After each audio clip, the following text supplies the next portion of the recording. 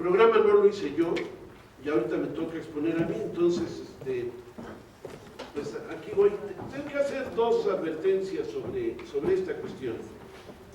La primera es que hay un ciclo de reformas migratorias en Estados Unidos que más o menos correspondería a cada década. El caso es que desde la última reforma migratoria propiamente tal, durante el gobierno de Bill Clinton, en 1996, no ha habido una reforma que merezca el nombre en términos migratorios, en la lógica del propio orden constitucional estadounidense. Quiero decir con esto que la política migratoria es federal, no es una decisión de gobiernos locales, aunque como ustedes saben se han generado muchas respuestas de carácter punitivo frente a la migración por gobiernos locales que son inconstitucionales, pero en lo que la Suprema Corte falla por su inconstitucionalidad, se aplica. Y este es el problema que ha ido criminalizando al proceso migratorio. La otra cuestión que en atención a la advertencia que nos hizo ayer Toño Gasol, de no cargarle más cadáveres al TLC de los que de suyo se ha ejecutado, yo diría que este sí es un tema directamente vinculado con el tratado por esta razón. No hay dos países contiguos en el mundo con mayor diferencial en ingreso per cápita que México y los Estados Unidos. Esta diferencia, que era una variable explicativa, si atendemos que el diferencial salarial es el incentivo más poderoso para la migración, forma parte de la argumentación para que se apruebe primero el paso del Fast Track y luego el Tratado de Libre Comercio como un elemento que va a mitigar, por la vía de elevar el empleo y las remuneraciones en México, con arreglo a esta hipótesis de convergencia que dice un país pobre que se alía a un país rico va a crecer más que el rico en productividad, capital por trabajo y en bienestar per cápita, una hipótesis de convergencia que, como todos sabemos, para este caso no se cumplió. Entonces, lo que era muy grave en términos de este diferencial en PIB per cápita, el más grande en el mundo, entre dos países contiguos, entre México y Estados Unidos, se ha agudizado y por ello la migración también.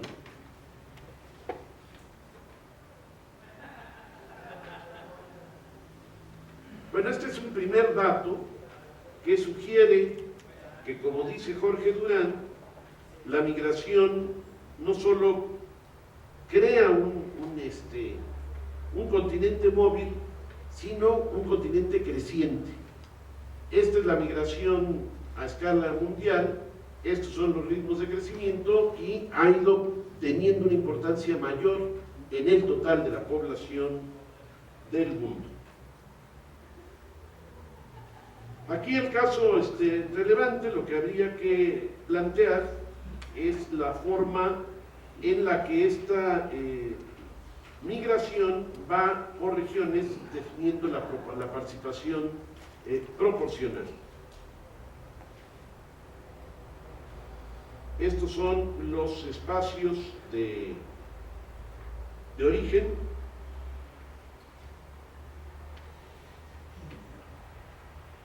Y estos los de destino, que llama mucho la atención que Rusia ocupe el segundo lugar. Por lo menos a mí me llamó mucho la atención que Rusia ocupe el segundo lugar como destino de la migración mundial. Y como el dato es previo a Crimea, pues no está, digamos, considerándose esa posibilidad del incremento de migración hacia Rusia por este último efecto. Esta es la parte relativa ya a la migración mexicana por el mundo. Y es, digamos, avasalladora pues la importancia de la migración hacia los Estados Unidos.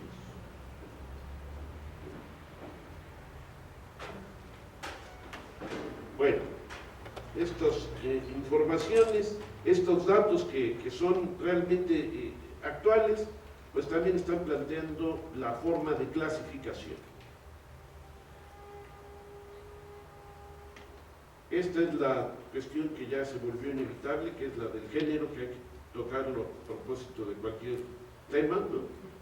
Y aquí está, porque ha tenido una importancia creciente en cuestiones que tienen mucho que ver con educación. El planteamiento más concreto y que tuvo que ver con un imponderable meteorológico, el Katrina, es que el espacio que en el sureste estadounidense se otorgaba a la enseñanza universitaria de la enfermería, por ser una carrera universitaria cuyo destino en el mercado de trabajo era sometida o subordinada a otro profesionista, el médico, prácticamente se cayó la matrícula de las carreras universitarias, no las técnicas de enfermería, en el sureste de los Estados Unidos. Con el Katrina y el apoyo que dio el ejército mexicano, y particularmente las enfermeras militares, a los daños que causó lo que se asumió es que con el pero del idioma eran absolutamente competitivas las enfermeras mexicanas, y hay un programa de una migración legal muy fuerte de enfermeras mexicanas que pasan por una clínica del idioma y que están obteniendo una remuneración alrededor de los $50,000 anuales, que está arribita de lo que sería el PIB per cápita en los Estados Unidos. Y esto también tiene que ver con la migración que no es documentada. Aquí está tratándose de aglutinar todo. Bueno, este es un dato muy importante que nos está planteando dos cuestiones: cómo en general el perfil del migrante ha cambiado desde los programas Bracero hasta la fecha, de un tipo de migrante que básicamente provenía del medio rural, se dirigía al medio rural, y aquí estamos encontrando pues distintos niveles de calificación y de diversificación de actividades, como se plantea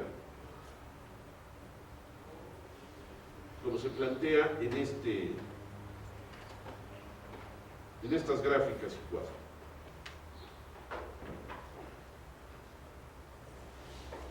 El asunto que se plantea también en esta lógica es que la migración mexicana en los Estados Unidos está teniendo complementando esto que habían dicho el bueno García Zamora y Arturo Guillén, está teniendo también un desarrollo preferente en lo que sería trabajar en los servicios. Esta circunstancia juega un papel muy relevante, y metidos ya en los lugares de destino con mayor afluencia mexicana, fundamentalmente California y Texas, son servicios que tienen que ver con la población mexicana en los Estados Unidos, fundamentalmente de carácter alimenticio.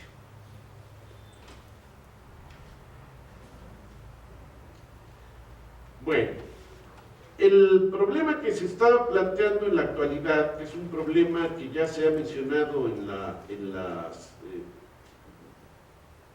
ponencias anteriores, es el relativo a las dos circunstancias complicadas para los migrantes mexicanos. Normas cada vez más restrictivas, habilitación para las fuerzas del orden locales para exigir documentación a los migrantes que consideren fundamentalmente por apariencia como no estadounidenses, y la criminalización sería posiblemente el paso más grave en relación a otras reformas migratorias de los empleadores. En la de 96 se estableció, pero prácticamente no se aplicó. En la actualidad sí se está aplicando este tipo de medida punitiva.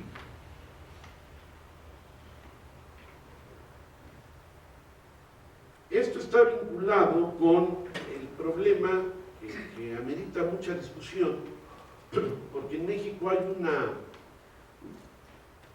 vocación, según los dos procesos electorales recientes presidenciales en los Estados Unidos, de un gran apoyo a la candidatura del actual presidente, pero yo considero que es más en la lógica de las opciones disponibles que de los méritos del propio Obama. Y me refiero al hecho de que ahora ha pasado a la figura de el gran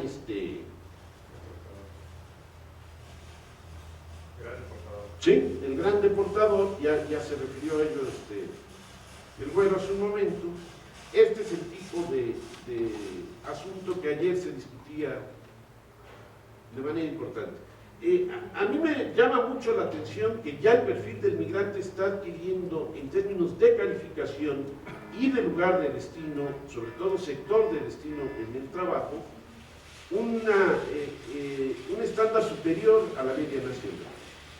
Más educado, más feminizada la migración, más significativo el papel en funciones distintas a las marginales en términos fundamentalmente de producción rural, y finalmente un problema muy, muy relevante, más desconectado del territorio.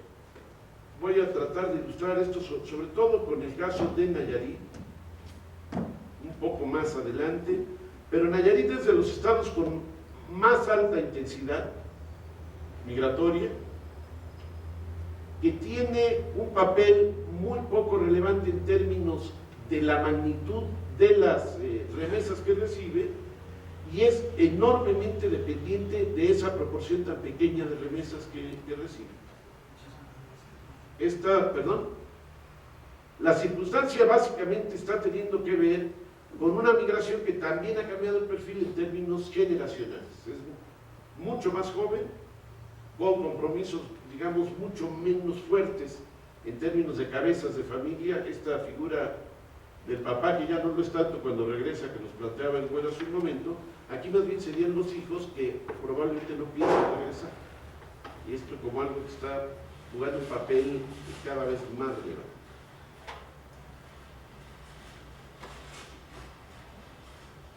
Bueno,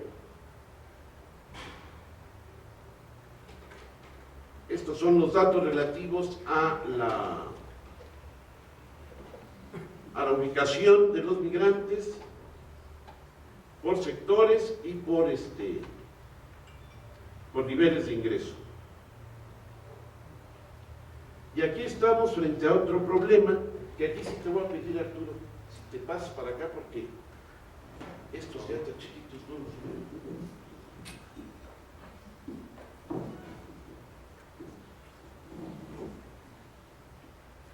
Bueno, aquí lo que se está planteando es el saldo de migrantes mexicanos y de inmigrantes mexicanos, y el saldo del balance pues es un saldo que nos dice que estamos exportando en términos netos lo que Federico Liz llamaría un poder productivo que no juega este papel tan alegre que pensaba Fox de solamente captar divisas, sino que cada vez se vuelve más la figura del profesor Pillú del fracaso del mercado, porque lo que gastó el Estado mexicano en educarlo, lo que gastó en mantenerlo sano, etcétera, no se lo paga nadie.